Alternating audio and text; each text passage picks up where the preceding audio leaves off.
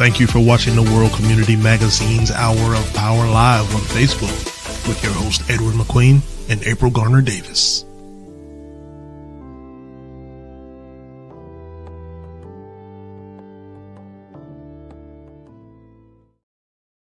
Good evening, and welcome to our broadcast. April just loves the music, so she's just continue to play it. So that's all right. I do enjoy the background music. I do enjoy it. It's good, yeah, it's nice. It's nice music. So April, I know you had a good holiday. I know you all indulged with some very, very tasty food, I'm sure. And Brother Kendrick is probably known is going to be eating a lot of good stuff. But wish everybody well. I know you had a good one. I know you had a good holiday, as well as we did. April, as the promotion. Oh, good evening to our audience. Okay, thank you all for joining us this evening. And we couldn't wait to get this author on to talk about something that I guess has been, I can't say forgotten, but I'm sure, I'm willing to almost bet that most of us, of our viewing audience, never heard of this particular person, and we should, at least for our children. Anyway, we're talking about Mr. John Masco, a shipbuilder, and the author of that book. It's called From Slavery to Shipwright. So, but before we get into that, we looked at, and we were kind of prepping for a what they call Giving Tuesday, and I think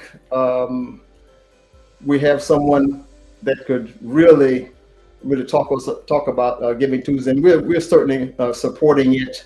And hopefully, after you all listen to what our guest has to say about that, you can have the heart of giving and making sure that that's Tuesday is a special Tuesday. Just Tuesday after Thanksgiving. That was explained to me. So anyway, April, could I forward this over to you? Could you take us a little further on that? Okay, Brother Edward, no problem. First, we welcome all of our guests, new and returning. And if you will, please drop your comments or questions in the chat. We'd love for you to engage in the conversations with both of our special guests. As Brother Edward said, today is Giving Tuesday.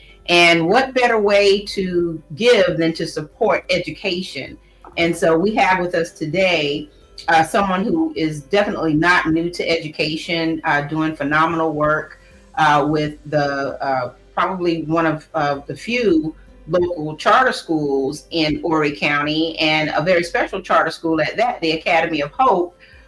We have Ms. Dolores Rozier, who is the chair of the board for the Academy of Hope, and she's going to talk about some great things that are happening in terms of your opportunities to give to the Academy of Hope. We have a great lineup of information tonight, including how you can give, and then also we will kick it over to Steve Williams to kind of give us a little history lesson, as Brother Edward says. So sit back, enjoy, actually get your phones ready and your checkbooks and all of that good stuff, because we want you to give, okay? We really want you to wrap your mind around the importance of giving to education, and nobody can actually expound upon that better than Ms. Rozier. So, Ms. Rozier, thank you for joining us tonight. We really do appreciate it.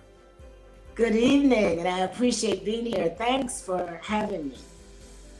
Yes, absolutely. And so, Ms. Rozier, as we said, it is Giving Tuesday, and we are imploring everyone to support education by giving to the Academy of Hope. So let's start with just talking a little bit about why it's important, first of all, to support education, and then we can get into the specifics of the importance of supporting the Academy of Hope. It's fitting tonight that the second guest is going to be sharing his book and the title of his book. And when we think about education, especially those of us who are from historical Horry County, and we think of all that has gone into us in terms of formal and informal education. I can't think of a better day and a better time than to ask the community to help and support the Academy of Hope. We are truly a different kind of program at the Academy in that we have very small classes. We have incredible staff out there. And when I say staff, I mean everyone from the person who meets you or greets you at the door to the person who takes the children to the bus in the afternoon, including the bus drivers. So it is truly a family. And the other thing I would say about giving to education is this.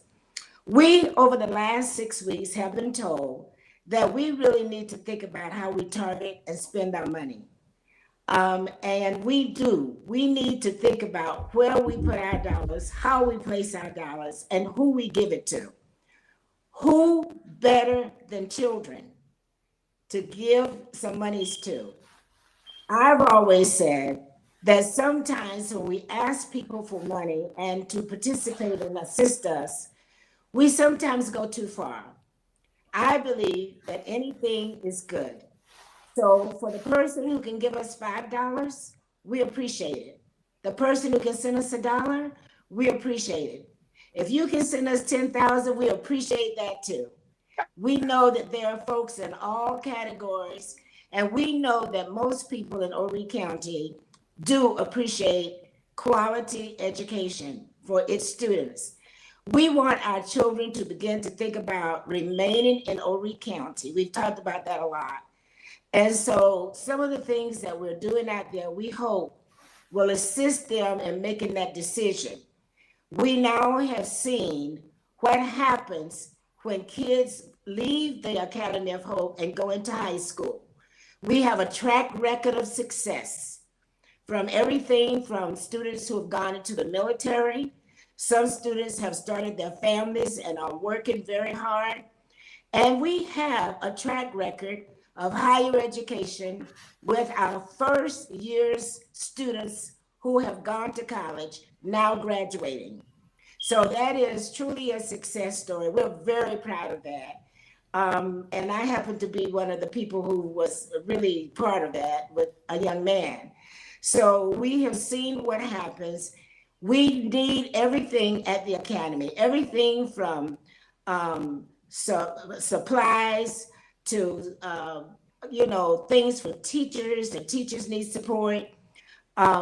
Oftentimes, because we are a public charter, and I say that, public, we don't charge students to come to the Academy of Hope. It is a free public charter school. And so when you give, you are giving directly to support those students at the Academy.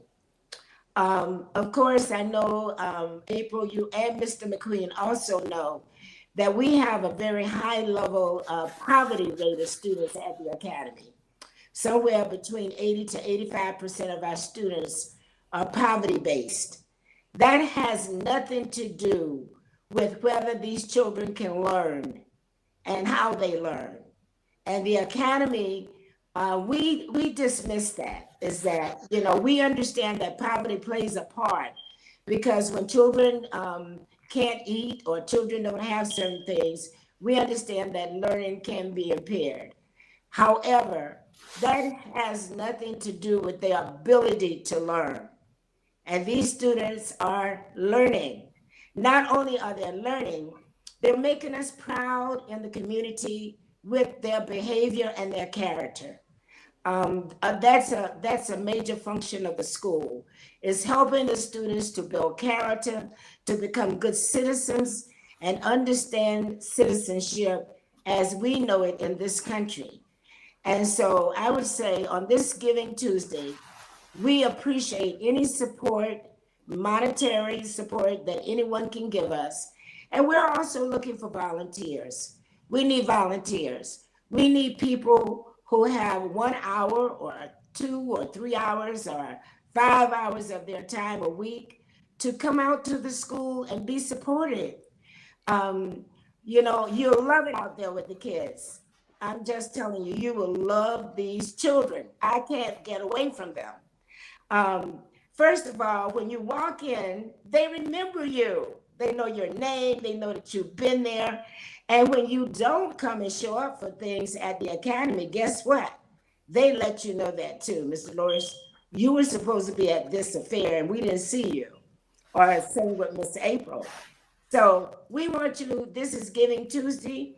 We want you to spend your dollars where it matters and where it counts.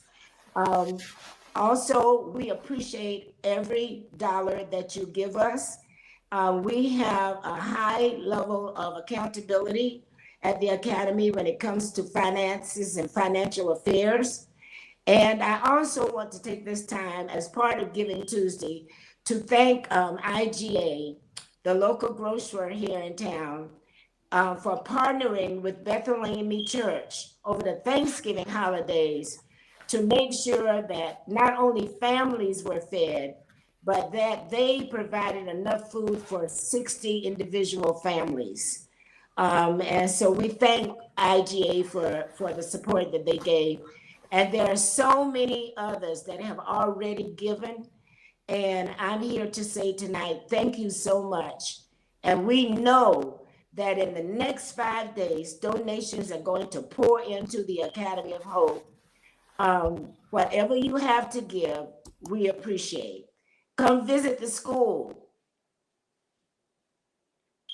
Yeah. Go ahead and say no, I was going to say, you can tell that Mr. Loris is very passionate about the Academy and wants the community to be engaged. And she's so proud of the students, and for very good reason. Mr. Loris, I have a couple of pictures that I'd like to share. Maybe you can talk a little bit about what the community is seeing in these pictures. So you mentioned Thanksgiving. Was this the Thanksgiving dinner here? This was the Thanksgiving dinner. We had the Thanksgiving dinner. I was not there, but that is the Thanksgiving dinner, and the parents were invited to attend with the students. Most times when we have any kind of an official meeting, we make every attempt to have some kind of food or some part of a social builder with the child. So this is all part of the total student, working with the total student and having the parents be engaged with the school. And so, yes, that was the Thanksgiving program. Okay. And then we also had, looks like an award ceremony going on here. We had the award ceremony in November. And what I paid attention to, and I always pay attention to, are the number of students from one quarter to the next who are getting awards, those who are really leveling up, especially as it pertains to their math scores, their character building and all of that. And there are so many students who are able to improve from one quarter to another. And if you follow them, you can really see that they are moving in a very positive direction. The school is really preparing them for high school. Yes, and so I have another photo here of see the families and smiling faces for the Thanksgiving. It looks like it was a wonderful celebration.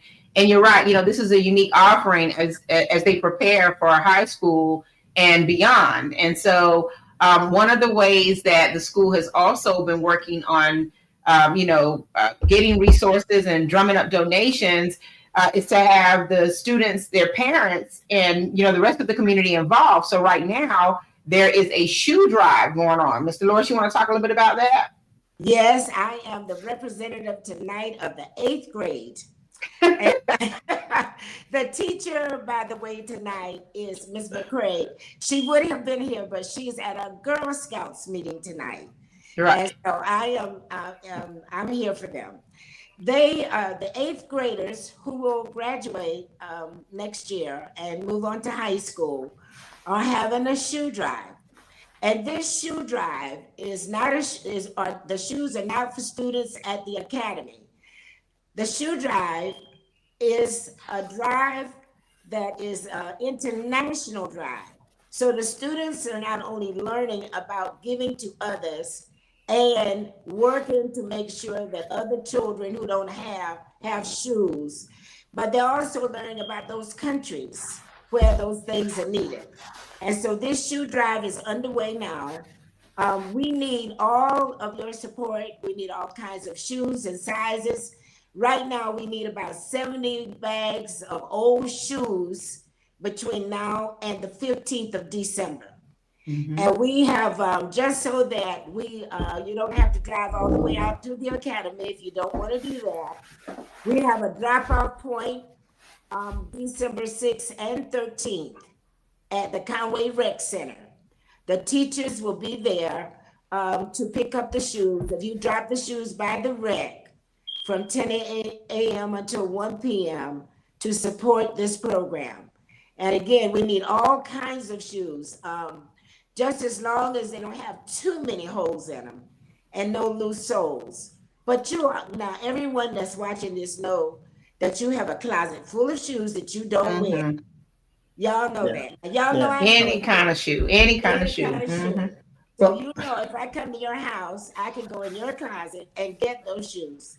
So put those shoes in a bag and take them over to the Academy of Hope or drop them off December 6th or December 13th at the Conway Rec Center and give them to Mr. Johnson or Ms. McCrae for the students. This, by the way, is to sponsor their 8th grade trip. All of the 8th graders, before they leave the Academy of Hope, are able to go on a trip. There have been several years when the students have actually gone to Washington, D.C. and stayed from 3 to 5 days. They've also gone to Charleston, South Carolina. The issue for us is to really help them experience as many things as they can before they go to high school. And so this shoe drive will enable them to do some of that. The class will receive money for sending these shoes to the international group that gathers shoes to send overseas for students. And so the shoes don't have to be new. We're not talking about new shoes. If you'd like to bring new shoes, fine. But we are not talking about new shoes. We're talking about those shoes in your closet that you don't wear. We need them. Dolores, I think that's a very, very worthy endeavor. You said you need 70 bags. The total. Did I say that correctly? But you have 70 bags to fill up. That was just right. That's what you're implying, right? Yes. Okay. Yes. They need 70 more bags. They have some, but they need 70 more bags in order to get what they need to do for the class trip to receive the money. Yes, yeah, it sounds good. And I just wish some of you could see the 8th graders. They've had several sales, and I'm sure you'll hear about another one. I don't know if I'll be able to come on again, but they'll probably have another bake sale. And I want to give credit to those 8th graders. I watched them use their work that they have done in math to set up their cash register, to be able to count the monies. I watched them as they interacted with customers who are buying the baked goods. They made their posters and their signs, so they contributed to their own marketing campaign. There are just so many skills that they're learning that are needed in today's world. And so we would appreciate you all helping us to get these bags of shoes that we need. The final date for the shoes is December 15th, and you can also drop them off at the school. Ms. Dolores, if you will, for just a second, will you talk about the monthly board meetings that take place for the Academy of Hope and how the public is invited to attend? Yes, I will. And thank you for asking that question. We have monthly board meetings. Those monthly board meetings are published. They are published, first of all, and posted at the school. Secondly, they are published and posted on our Facebook page. And our meetings are actually live streamed, so that if you are unable to come and appear in person at the school or wherever we're having the meetings, you are able to get a link. We have a link, and you can join the board meetings. Normally, what we do at the beginning of the board meetings is have guests introduce themselves. And the only time that you would not be able to be part of the actual meeting would be if we had to go in executive session. And of course, that's because when you have confidential matters that you need to discuss, you move into executive session. But those meetings are posted. Those dates are given way before time, so that and we are live streamed, as the state of South Carolina is now requesting that all of our academies and our charter schools have some form of live streaming. We started live streaming as soon as COVID came about. And so we've not stopped that. So we have in person, if you'd like to attend in person, or if you'd like to participate online. Awesome. Well, Ms. Dolores, we certainly do appreciate you being here to talk about the goodness that is the Academy of Hope. And it's Giving Tuesday, everybody. So we want you to feel the spirit of the holidays and give to this wonderful educational institution. You can give online if you'd like. I know a lot of people like to just grab their phones and tap in a few numbers and send it on its way. So donations are accepted via Zelle. And you can use the Academy's email address at donations@theacademyofhope.org. Or if you're old school, like Brother Edward, if you're old school, you can mail in a check. You can mail a check to the Academy. Attention, Dr. Melissa McLeod. And here's the address on the screen, 3521 Jennifer Bay Road, Conway, South Carolina. Either way you give, like Ms. Rozier says, it's going to be appreciated. No matter what you give, it's going to be appreciated. So you can't lose with a check. You really can't. You can't. Nowadays you can even scan the checks, and you don't even have to go to the bank. Absolutely. I'm telling you, but any way you give, giving from the heart for education is what we're asking, and we appreciate you being here, Ms. Dolores, and sharing with us all the great stuff that's going on with the students and their parents and the engagement. It looks like it's wonderful. I'm going to put this flyer back on the screen again. It's the shoe donation drive. Drop-offs are December 6th and 13th. From 10 a.m. to 1 p.m. And you can drop those shoes off at the Conway Rec Center on Mill Pond Road. All shoes, all kinds of shoes, all sizes. It does not matter. Bedroom shoe, flip-flop, sneaker, whatever you have. But you can also, if you'd like to drop off shoes at the school, you can go to 3521 Jennifer Bay Road and drop them off at the school. So we hope that everyone will participate. And again, Ms. Dolores, we appreciate having you here tonight. Well, and thank you so much. And we appreciate the support of the magazine. And we love you guys. Okay? Yeah, we love you all too. Come visit us, Mr. McQueen. I'm definitely going to do that. You're going to have more resources pouring in there than enough before it's over with. Okay? Yeah, I believe that. Thank you. Yeah, absolutely. All right. Well, thank you, Ms. Rozier. Okay. My regards to Brother Keyshawn, and who was your little protege, and the others, all the other children that you were connected with. Okay. Okay. Thank you. You're welcome. Thank you. Yes. All right, Brother Edward. It's Giving Tuesday. Not only are we asking, I'm telling you, asking everyone to support education by giving to the Academy of Hope, we're about to give a little something back to the public through Steve Williams, who's going to talk about this wonderful book and an upcoming book signing. So he looks like he's ready and in the wings. Hey, Mr. Steve, how are you doing? All right. Hello, April. Hello, Brother McQueen. Yes, let me apologize because Murphy was having a field day with me. If anything could go wrong, it would go wrong at the wrong time. But I'm back. Murphy's Law will do it every time. Yes, it will. Every single time. Right, every single time. Yeah. So, and Brother Steve is going to, he was going to let us know about Mr. John Maschow. No, look, before I met Brother Steve, I didn't know anything about this gentleman, this former slave, and all these accomplishments. That ended up to being a slave builder of 100. A shipbuilder of 100 ships back in the 1800s. I think we need to know a little bit more about that. And we have Brother Steve Williams, who can kind of help us to capture some of the things like the type of skills that are needed, the so-called whaling ships that you mentioned in your book, everything about the historical Georgetown itself. Okay, I mean really historical, and who taught this gentleman that you authored. I mean the gentleman that you authored on taught him shipbuilding.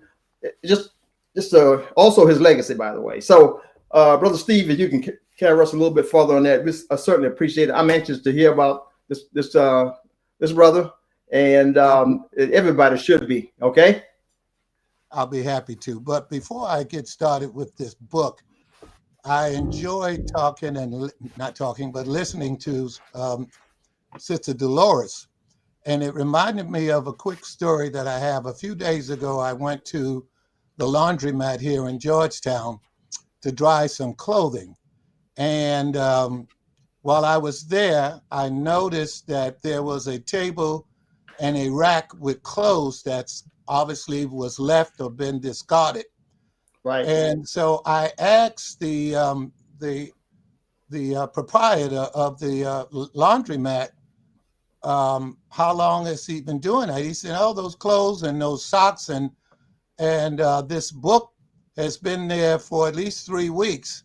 So I was glad because I looked at the book, and the book said, it's a thick book, about 400 pages. It said, A Dictionary of Cultural Literacy.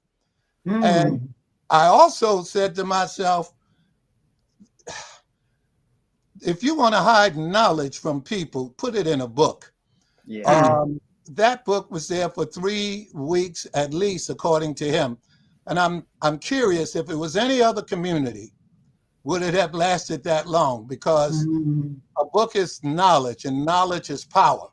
Now, my latest book is entitled, as you guys shown, From Slavery to Shipwright, the story of John Mashol, and that is spelled Mashol, as in show. And how I discovered the book was quite accidental. It was by divine intervention, because I was going through some of my father's papers about 2 or 3 months ago. My father was a historian, and he passed away in 1996. And I was researching another project, and I noticed a big manila envelope, and it was from New Bedford, Massachusetts. And it was addressed to my father, Reverend Herbert L. Williams. I opened up the envelope, and I discovered that they were asking him, could he help them with the address of, or the street of where John Mashol lived. Now, let me tell you that John Mashol was born in 1805 on a plantation, enslaved, but as Brother Edward said, somehow, before he died, he became a hero by building over 100 shipping or shipped vessels. But let me back up. John Mashol's mother was Black, but as we all know, sometimes his father was white. And that's okay, because today we call it mixed race. Back then it was known as mulattoes. But a funny thing happened to John. Although he was Black, his father was a prosperous rice planter. Georgetown is known for its rice plants. As a matter of fact, in the mid-1800s, it was one of the wealthy, if not the wealthiest city in America. And the planters, I'm sorry, not the city, the planters were some of the wealthy people.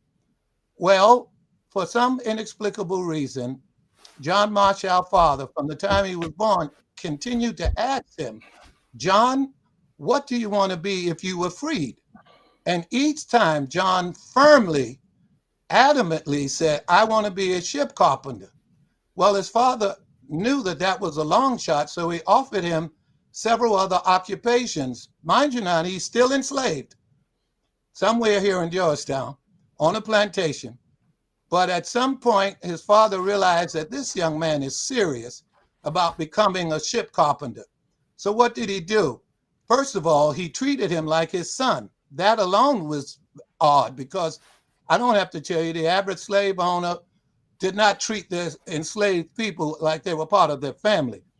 But he loved his son, and he treated him like a son. And when he was 10 years old, he freed him and sent him to New Bedford, Massachusetts, to apprentice with a friend that he knew. And that's when John's life and the town and the city of New Bedford changed. No one could have predicted what happened. John Machell was a quick learner. He was not formally educated, but he was highly intelligent and a quick learner. And he learned everything he could about building ships within 3 years. And because everyone knew he was bright and brilliant and a master craftsman, they decided to allow him to build his ship. Now, let me back up. For those who do not know, in the 1800s, we didn't have electricity the way we have today. We lit our homes, our streets, our machines, our businesses with whale oil. New Bedford, Massachusetts was the center, the hub of whale oil, worldwide center in the mid-1800s. This was an unexpected boom. And John Machell was sent to New Bedford at the right time, because he built his first ship, which was a schooner, and then several more. And then he gradually raised to building whalers. But he was known as the best craftsman in New England at the time by building these ships. His ships was called the best boats or the best ships in the water. Not only that, now he built his first ship, I think he was barely in his 30s. Not only that, he started his own shipping company, a corporation. And before he died, he built over 100 ships and made a fortune from it. And so when I found this out, now my daddy is gone, but I said, I've got to tell this story. And you know what, Sister April and Brother Edwards, I made a presentation with this same book to the school district here, because I feel that this book should be in every school library. It's already in the public libraries in almost every store. But our kids need to know that we did so much more than labor, than picking cotton or rice. And I want people to know that what are the odds of a man born in slavery growing up to do something extraordinary like that? What it says to me is that we are equal to the task, because we were not even considered human. But this man proved that once given the freedom, he was just as good as any other man, okay? Even without a formal education. And he wasn't a Superman. He wasn't something extraordinary. If you cut him, he would bleed. But there's a philosopher, Goethe, a German philosopher that I love to quote. The philosopher Goethe said, look at a man the way he is, and he only becomes worse, but you see him as if he were what he could be, and he becomes what he should be. So when we're looking at our people, our children, we need to know that we can be anything we want to be if we set our mind to it, because God has no respect of a person.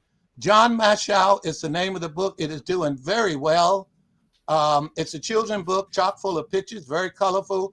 But more than that, it talks about the whaling industry. I did not know much about whales or anything about that until I started researching it. 30% of the whalers were Black. All right. And there's a whole history that goes with that, because they were chosen to work on these whale voyages. Now, mind you, the whale voyages, the average whale voyage was 3 to 4 years. And so they stayed on these ships. But in the 1800s, they couldn't get off the ships, because if they did, they would be jailed or put back into enslavement.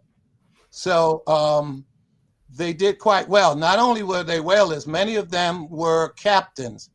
And all of this history can be found in the books, but very few, if anybody, knew of John Marshall before this book came out. And I pride myself in telling unknown or little known stories about Black heroes in Georgetown. As a matter of fact, when I talked to the superintendent, I made a list of 40 people that over the last 20 years, Black people who have done remarkable things, and I've championed them. I don't know any other author, local or regional or national, that's doing that. But I love doing it, and I do not do it for the money. But John Marshall was a hero in many ways, and I think our children and every child should know what he accomplished. I'd say this, Steve, that I read the book, and I think the graphics tell all, man. I think any young person, most of the time, very young people, they lean toward the graphics more so than having to read what's in the book. These graphics are very, very good. A huge amount of them are there. And as you know, a picture's worth 1,000 words, so they say. Do some of the graphics, and we can't show all, but the one that April just put up was one of the ones that I thought was very telling about the accomplishments and the type of people who were doing these kind of things with the ship. This is a whaling ship, right? Is that correct? It is a whaling ship, but yeah. It's not one from the 1800s. This looks like the early 1900s. Early 1900s. I included it in the book because, first of all, John Marshall being the master craftsman, everybody wanted him to build their ships in New Bedford. In fact, many of them waited for him. And because, again, he was the best. But these were wealthy, affluent people who could afford to have a ship built. And the money was obviously divided with the investors and the merchants and the shipbuilders. But there was enough money to go around. Here again, we're talking whale oil, which did everything, like machines and everything. So that picture, you can see the black whale is there, but you'll also see probably the guy who owns the ships. Definitely, that's a Benjamin at the top. Again, children like pictures. They like short paragraphs. And this book is full of them, man. Full of photos. And you know, kudos to you, man. I don't know, you did your research to find all these photos, historical photos. It's really, really historical. Okay. And the ships, the 5 ships. Now he built 100, but there are 5 ships that I put in the book.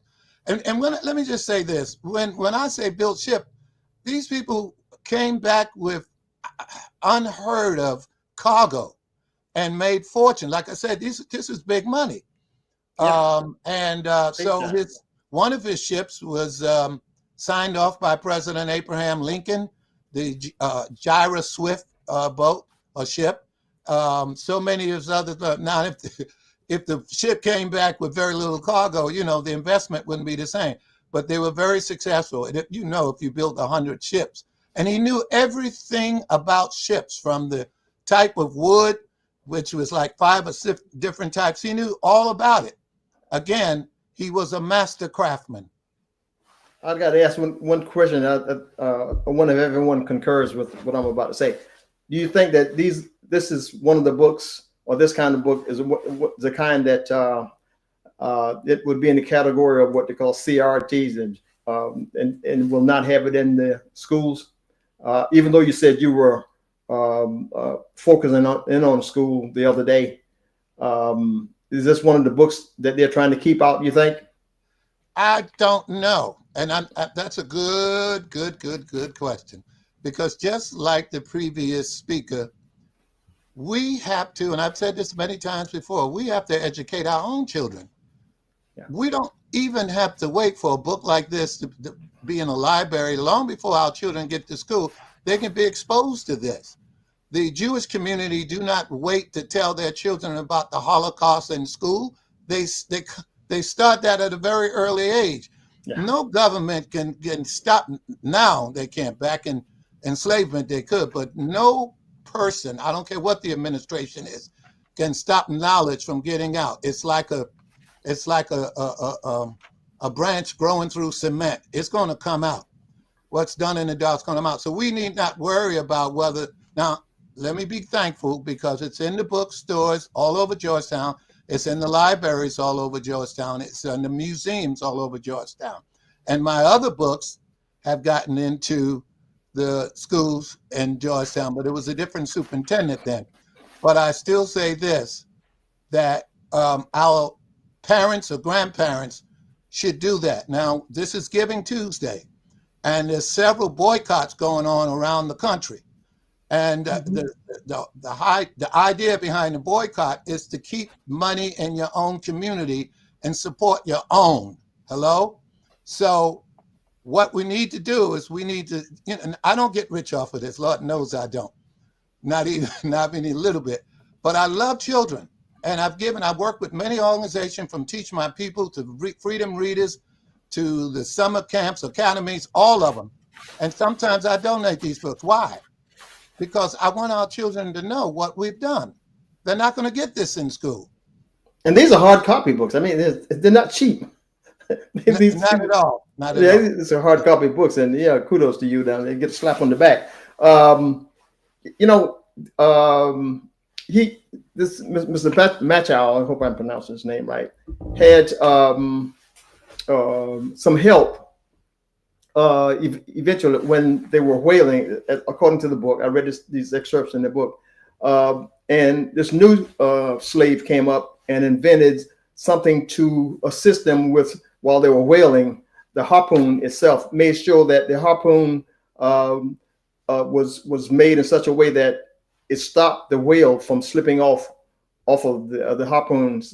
His name is Lewis Temple. Lewis Temple. Could you tell us a little bit about that, or is that to the extent that was in the book? I'll be happy to. That's why I included him in the book and his harpoon.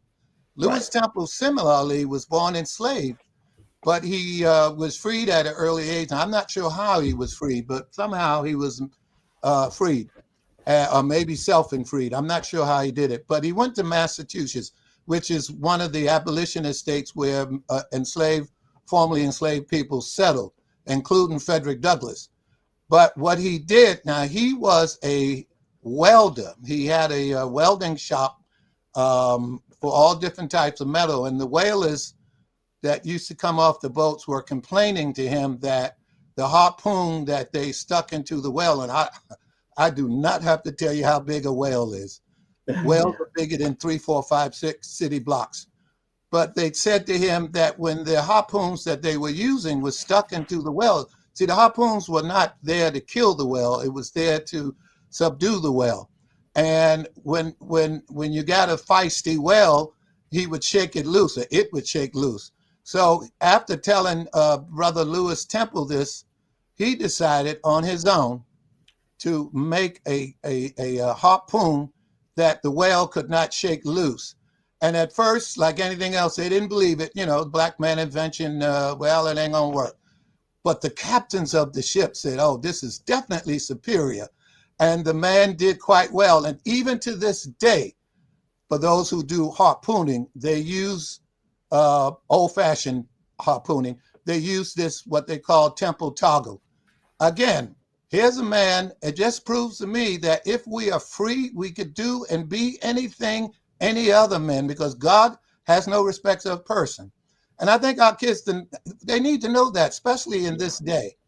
Listen, in the mid-'80s, particularly 1846, the whaling industry was the 5th largest industry in this country. And why should not we have been a part of it? Because I remember when Obama was first elected president, and Michelle Obama had the audacity to say that Black people built the White House. Well, they jumped all over her. But we shouldn't be concerned about who doesn't know our history. We need to know our history. We've been builders before, during, and after enslavement, going back to the pyramids. So this is knowledge that we need to have. Why? Because knowledge is power. So we know that the major outcome of processing the whale once caught was whale oil. The other what are some of the other products that came from the processing of the whale? Well, machinery. That's pretty much the beginning of the Industrial Revolution. And for those who know something about Andrew Carnegie and Rockefeller and all of those other oil magnates. Before petroleum, there was whale oil, and whale oil was used for sewing machines, bicycles, lamps, umbrellas. They were also built for a women's corset. They were built for so many things. A whale, believe me, first of all, a whale is a mammal. It's not a fish. Yeah. But depending on the type of whale, some of the stuff was an aphrodisiac. Some of it was perfume. Some of it was for painting. Whale oil had probably at least 15 to 25 usages. And it's actually in some countries it's still used today. So a whale was a valuable commodity. Almost any part of the whale. Yeah. But the major part was whale oil. And in this book, kids could see images of how whale oil was processed. Yeah. It was put in a furnace. Right. And, this it's very interesting. Now, I didn't know any of this. I can't even swim. So when I learned about it, I said, man, this is incredible. And don't fool yourself. Whaling was a dangerous, dirty job. Very dangerous. If the hurricanes and typhoons and disease didn't get you, like scurvy, the whale sometimes swallowed you because you had to get off the ship and go into whale boats to subdue this whale. I couldn't do that because, the whale would kill them sometimes. So it was dirty. And the crews, they weren't the one making the big money, quite naturally. It was more than any other Black or Native American was given. And they had some semblance of freedom because on the whale ship, there was no law.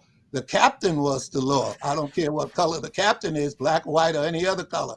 If you didn't do what the captain did, he had the right to shoot and kill you. I didn't put that in the book because I don't want the kids to get nervous. But it was it was a beautiful thing if you could do it. But what I like the fact that here's a man born in humble servitude in Georgetown. Now, I ask you, had he not been freed, what would his fate have been? He would have died just like any other enslaved person on somebody's plantation. They wouldn't even have given him a burial or a grave or a name. John Marshall wouldn't even have a name. Now, his daddy would. So, he not only did he make a name for himself, and if you read the newspapers or the magazines when he died, they honored him, saying to be one of the most honorable and having integrity and excellence in everything he did. He had several kids, and he's a hero in New Bedford. You don't have to take my word for it. Just put that name up. They gave him a description as a naval architect. Absolutely. Yeah, a naval architect. All kinds of accolades. Yeah. But I want Georgetown to do that. New Bedford has been championing him for I don't know, almost 100 years. But I would like Georgetown and Conway and Williamsburg and Horry County to know what this man did. Well, after tonight, they may get a touch of it as to what to do. My understanding also from your book was that he died in 1893. He did. Yes. So this guy was, and they said that he was close to 88 years old. Yes, he was. That's good. I mean, that's, almost more than the average man is today. 88. Absolutely. And as I said in the book, Massachusetts' gain was Georgetown's loss. Yeah. And you know what I mean by that. Had he given an opportunity, because they need oil. We needed oil in Georgetown like any other. How many old movies have you seen when somebody's carrying a lamp? As a matter of fact, this is a Christmas season. You see Ebenezer would come with a lamp, all that was oil. And we lit the streets with oil. This is just another thing that we have never been given credit for. And I don't want to get all the credit, but we should get some of the credit. And our children should know it. That's really interesting. Nobody ever questioned about the oil that was these people holding up the lamp and they had to take a little match and then light it. You would think that kerosene, but wait, kerosene wasn't. No, that came later. Yes, that came later. So it beckons the question. What were they using? So and it's good that this knowledge comes through as whale oil was it. Okay. It was a very ignitable too. In other words, it had a very high flame capability, right? I mean, it did. Now there were different degrees of whale oil coming from different types of whale. okay. Yeah, I need to know that. Spermaceti. The main one was called spermaceti, but they have so many different types of whales. As a matter of fact, I put that in the book as well.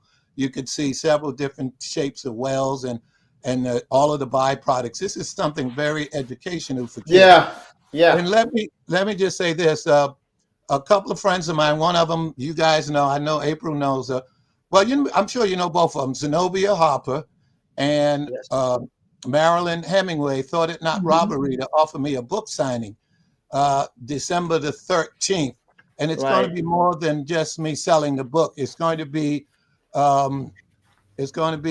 arts and crafts. Zenobia is also a craft person, a very talented artist, and she's figured out a way for children to build little ships. Now, don't ask me how, but they're going to have an opportunity. That's awesome. That should be interesting. Right. Plus, they get food. They get a taste.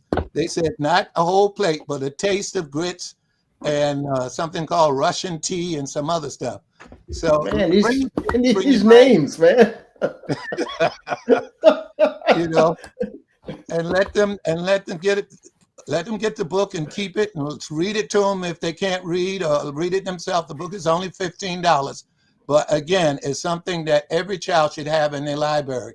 You know, we don't complain about when a child says, I want food or I want clothing, but we need to make sure that they have books, because books, AI is out there now, but you don't know if any of that is true. When I was telling you about this book I just found in the laundromat, it says a dictionary of cultural literacy. But guess what? The first person I looked in there was Imhotep. It did not have Imhotep. So I'm wondering whose culture are you giving this dictionary to? Yeah. But if you Google Imhotep, it'll say the builder of the first pyramid. It will say long before hippopotamus. Is it hippopotamus? The first founder of medicine. I'm not sure because they gave the credit to the Greeks. That's where the Hippocratic oath comes from. Right. So, you know, if we don't tell our story, it's not going to be told.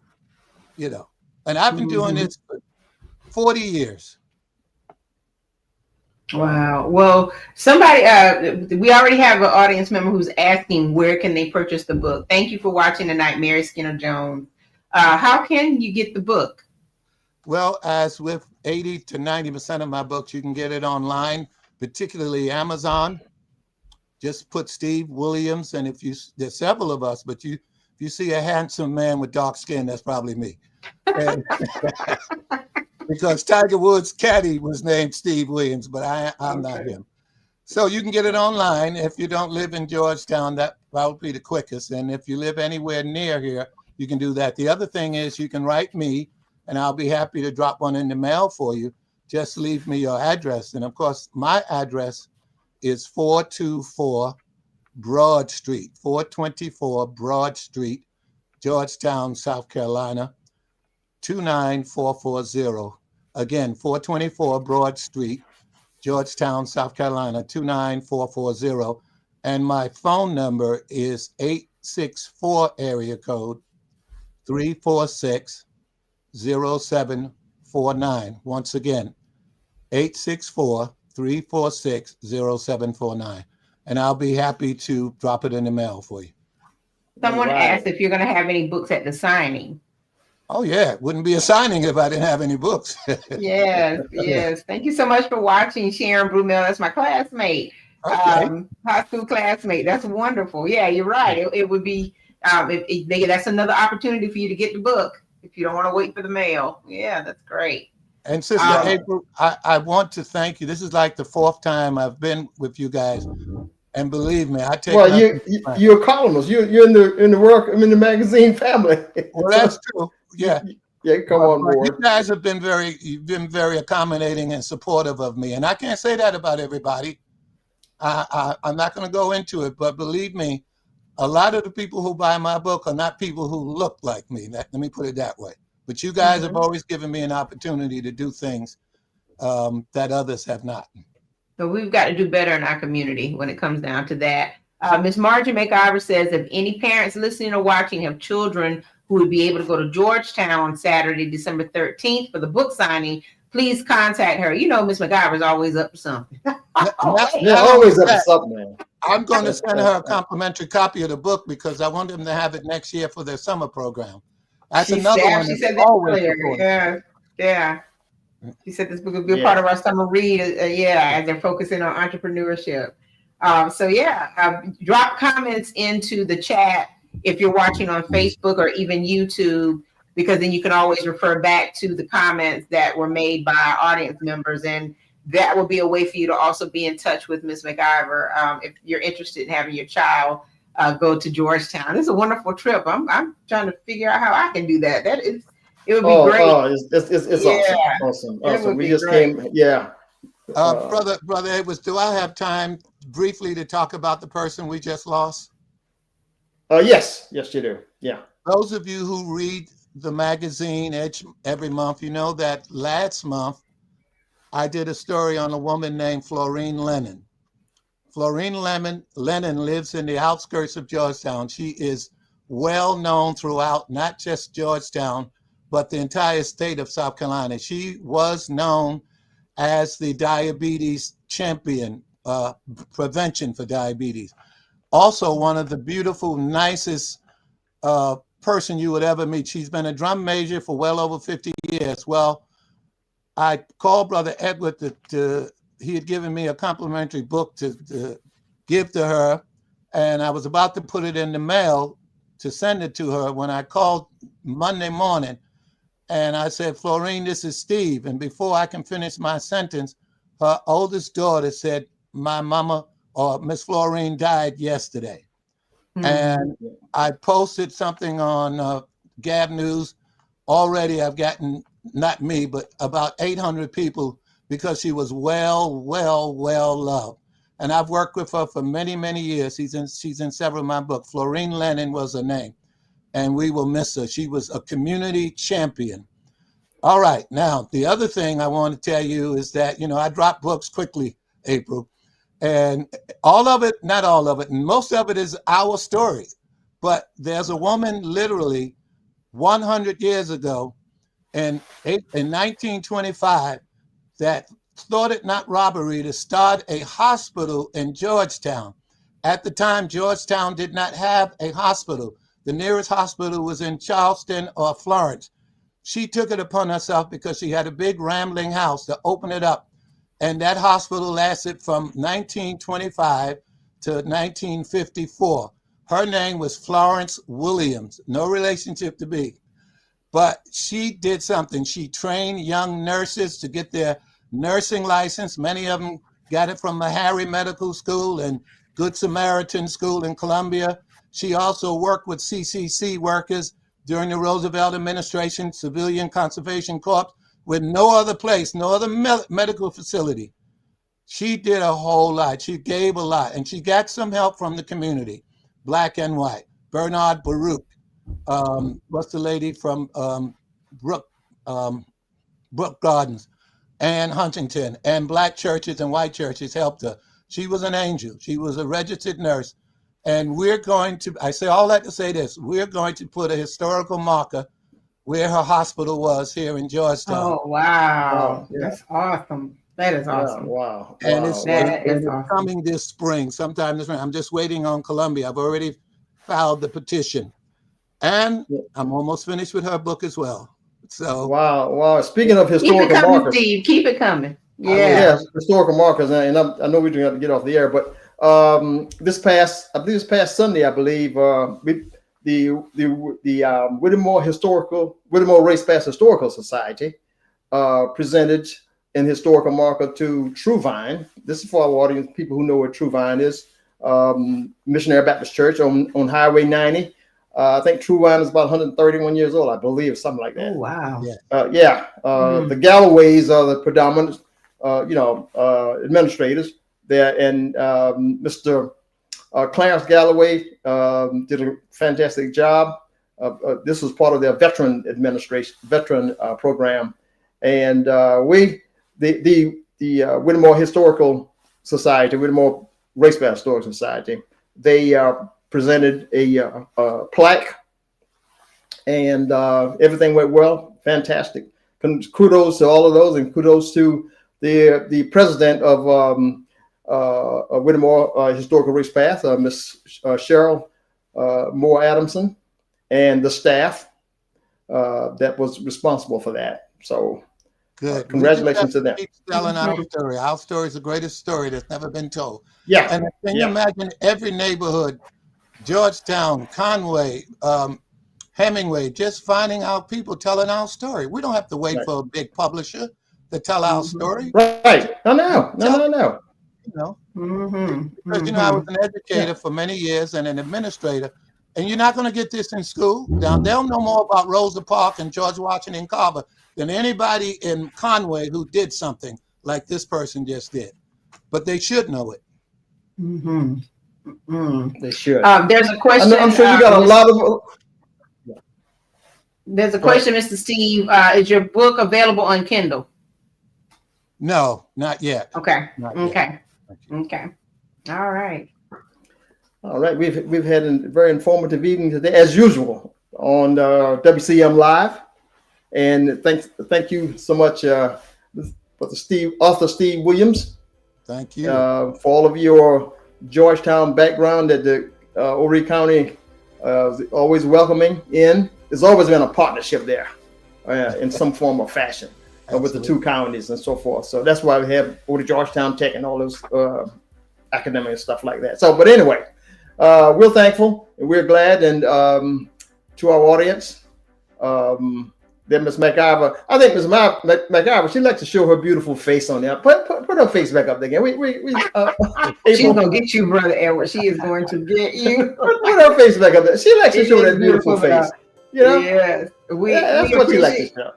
Yes, we appreciate all of our viewers. Thank you so much, Sharon Brumel, for tuning in, and Julie Hardwick. Thank you for watching tonight. Burl McQueen, Priscilla Fuller, one of the usuals, Mary Skinner Jones. I could go on and on. Veronica Muhammad, Verdell Beckman, always one of the first ones in the room. Thank you so much, watching all the way from Columbia, South Carolina. We really do appreciate it, and we will continue to do as much as possible to bring you just great stories and authors and information, just like we did tonight. And so if you will, please share this broadcast. It is on the website for the next week, so you can send people to www.wcmagazine.net. They can come to the World Community Magazine's Facebook page or go to our WCM Live YouTube channel to pick up this video as well and share it. So, Brother Steve, before we leave, let's let them know again, just in time for Christmas. Book signing and talk, just in time for Christmas. Yes.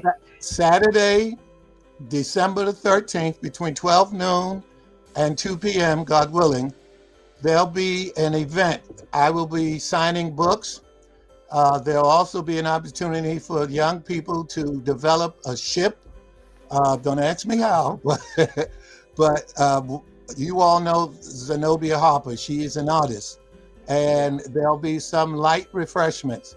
But more importantly, we'll fellowship and tell our story. Again, this is the season of buying and supporting our local artists, our local people, because if we don't support each other, who will? I think it's a wonderful way to spend a couple of hours on a Saturday. It's from noon to 2 p.m. and it's going to be at the South Carolina Maritime Museum. That's the most appropriate place to have it. So that's right. It's going to be an awesome book signing. Thank you so much, Steve, for being with us tonight. You're so welcome, and thank you. Thanks so much, man. All right. Godspeed. Yes. Thank you. So so Brother Edward will be back next Tuesday night and with another special guest. So stay tuned. And as always, if you have any topics or special guests that you would like for us to invite to the show, just let us know. Drop us a line and we will do our best to get them on board. And we just hope that everyone has a wonderful rest of the week. Stay warm. The weather is, taking a turn and for a while. Getting a little icy, little chilly. So everyone stay warm. And at least where I am, I don't know what's going on down in South Carolina, but It's cold up here. It's getting